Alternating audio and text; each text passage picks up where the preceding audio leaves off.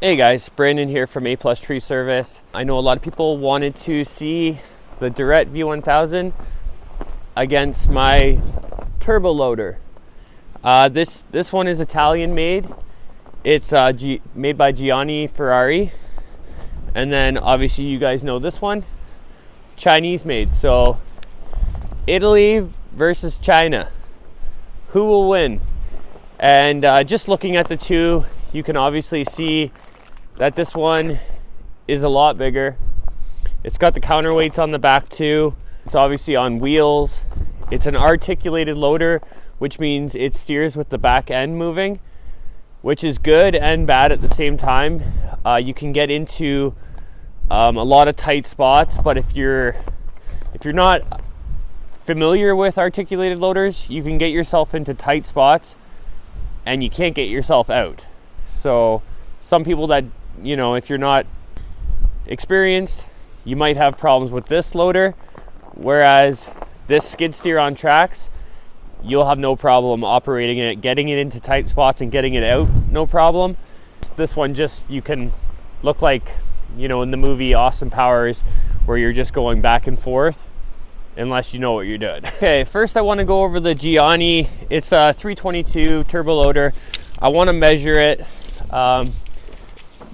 see how long it is with the bucket.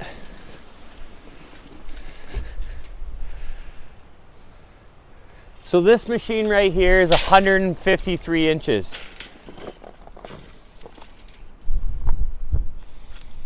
So this machine with the bucket is only 117 inches by 45 inches. 35 and a half inches is the bucket. So it's a heck of a lot shorter in footprint and narrower than this machine.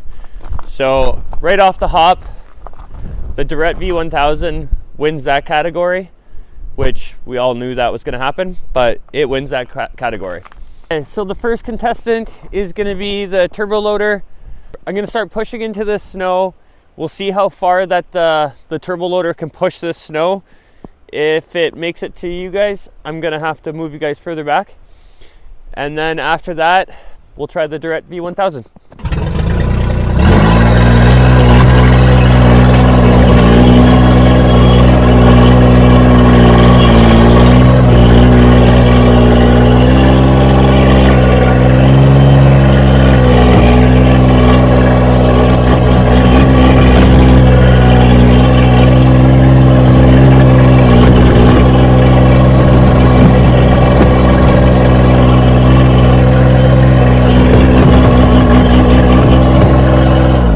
Okay, so right off the hop there, you can see I can push the snow, but I pretty much have to keep going back and forth because the tires are the weak point and they just start slipping because it's very slippery.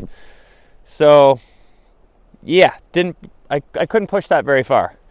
Now we will try the Derette V1000. You can already tell it's a lot quieter machine.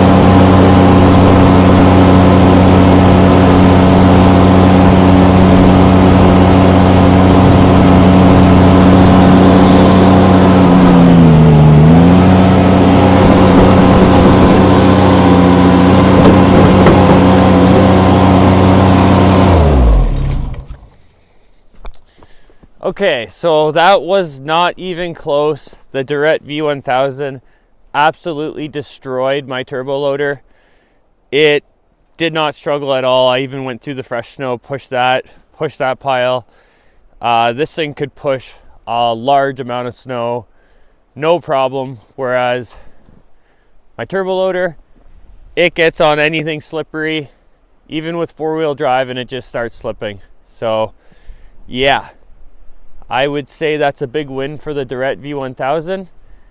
The turbo loader didn't stand a chance.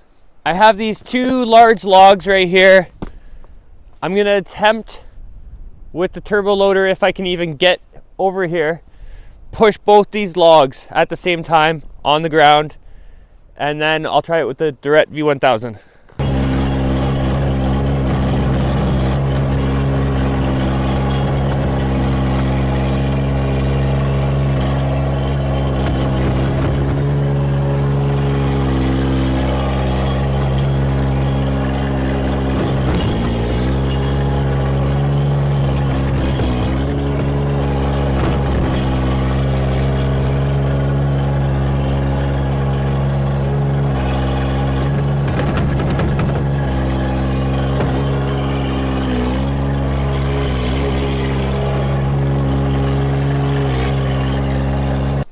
Okay, so that moved those logs about 2 feet, maybe 3 feet. Not so good.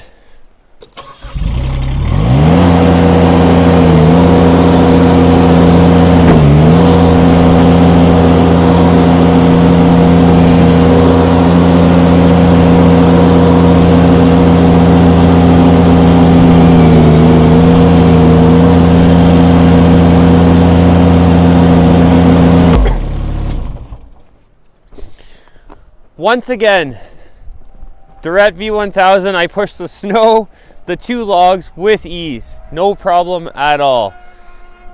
This thing actually is a beast. This is the first time I've been testing the two side by side, and I definitely will be doing a lot more tests in the future. Once all this snow melts, I can do a lot more tests with logs and stuff like that. This thing's impressing me. It's impressing me a lot. So the next test I'm gonna do right now is I'll get the Derette out of the way. Gonna do a bit of a speed test. So I'm gonna drive the loader to the front of the driveway and back to here, and we'll see how long that takes. And then we'll do the same with the Derette V1000.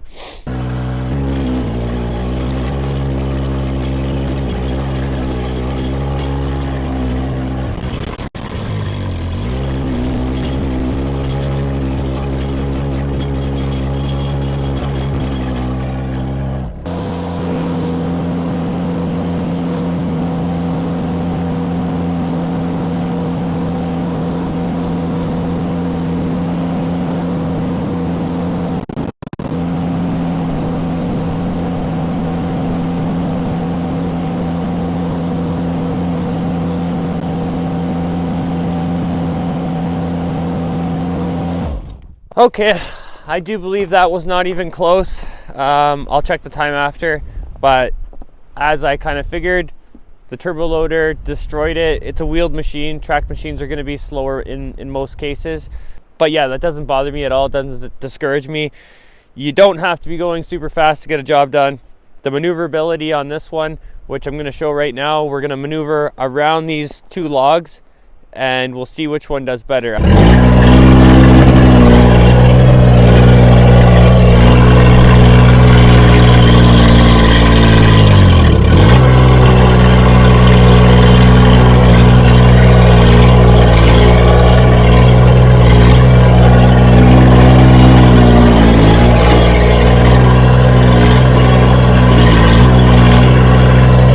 Okay, that was not that bad.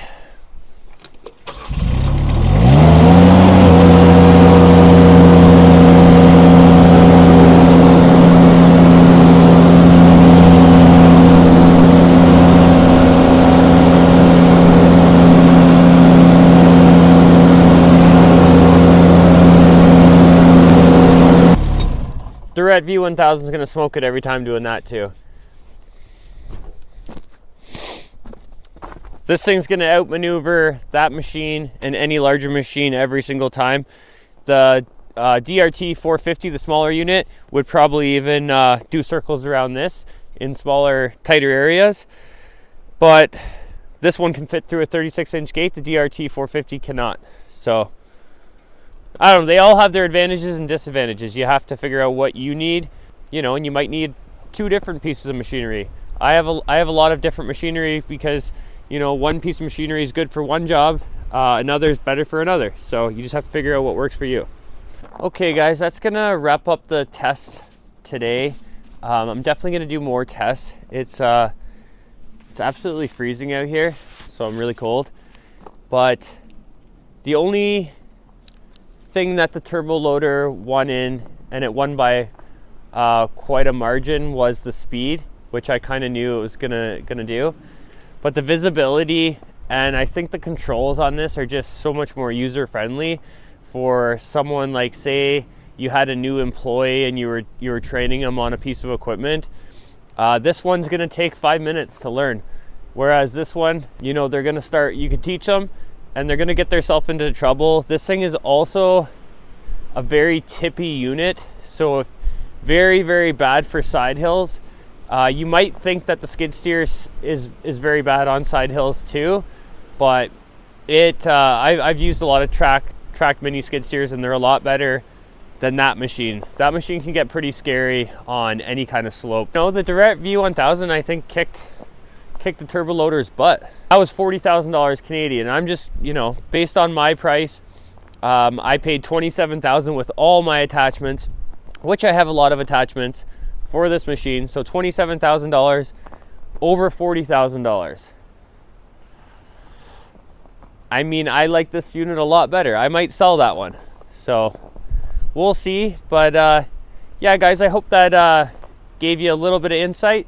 And I also wanted to show you, for the people that were asking about float mode on this. So float mode is engaged on the right hand control when you push harder and it locks in. So that's float mode.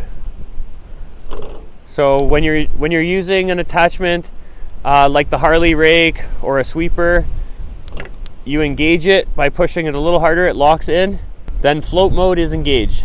So yeah, had to go through the manual, found that, and I hope that helps people that were asking about float mode.